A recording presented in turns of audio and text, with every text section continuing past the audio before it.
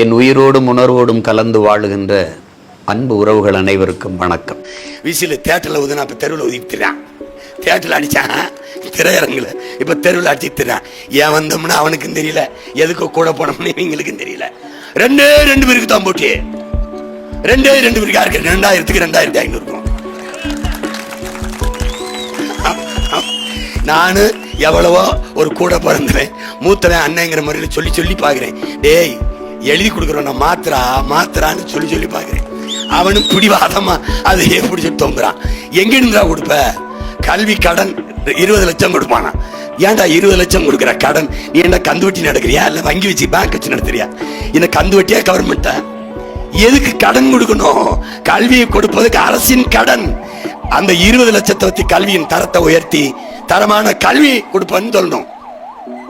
வேலை இல்லாத இளைஞர்களுக்கு 4000 கொடுக்க கூடாது, 40,000 சம்பாதித்துக் கொள்வதற்கு வேலையை கொடுக்கணும். அததான் நான் சொல்றேன். உனக்கு விளங்குதுன்னு நினைக்கிறேன். நீ இங்க வரு, நம்ம மயம் ஆட்சிக்கு வந்தோடனே பிள்ளைய நான் படிக்க வச்சிருவேன். அம்மா அப்பாவுக்கு முடியல, உனக்கு முடியல, வைத்தியம் பார்த்துருவேன், தண்ணீரை உனக்கு கொடுத்துருவேன், தடையற்ற மின்சாரம் தருவேன், எரிகாற்று ஊர்ல இருக்கிற தட்டுப்பாடு இல்லாம தந்துருவேன். ஏன்னா நானே உற்பத்தி செய்வேன், இங்கே உற்பத்தி செய்வேன். குன்னூர்ல இங்கே செய்வேன். நான் எப்படி செய்வேன்னு போட்டு காட்டுறேன். நீ நம்புப்பா என்னைய. எல்லா பையனையும் தான் நம்பிட்டு ஒரு தூரம் பெத்த பிள்ளைய நம்புப்பா கொடுப்பேன். ஆனா ஓசியா தரமாட்டேன். பஸ்ஸுக்கு ஓசிலாம் கிடையாது. 2, 3 தான் இலவசம்னு எதையும் உச்சரிக்க கூடாது.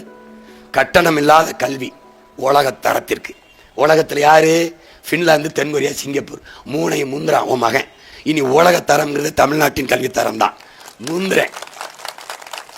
மருத்துவம் எங்க அப்பாவுக்கு, என்னை பெற்ற தாய்க்கு, என் தந்தைக்கு, நான் பெற்ற பிள்ளைக்கு, என் துணைவிக்கு எப்படிப்பட்ட மருத்துவம் கிடைக்குன்னு ஆசைப்படுறனோ அது என்னை பெற்ற தாய் தந்தையர், என் மக்கள் எல்லாருக்கும் கிடைக்கணும்னு நான் நினைக்கிறேன், கொடுக்குறேன்.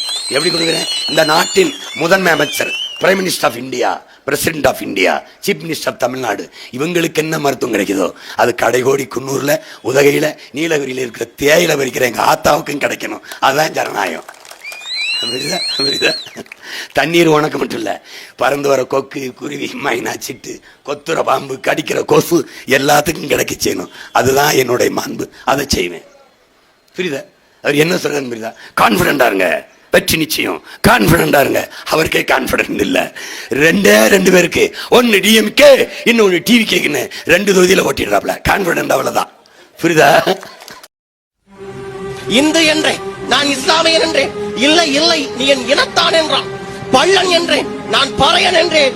கள்ளம் இல்லா வெள்ளை சிரிப்புடன் இல்லை தம்பி நீ தமிழன் என்றான்.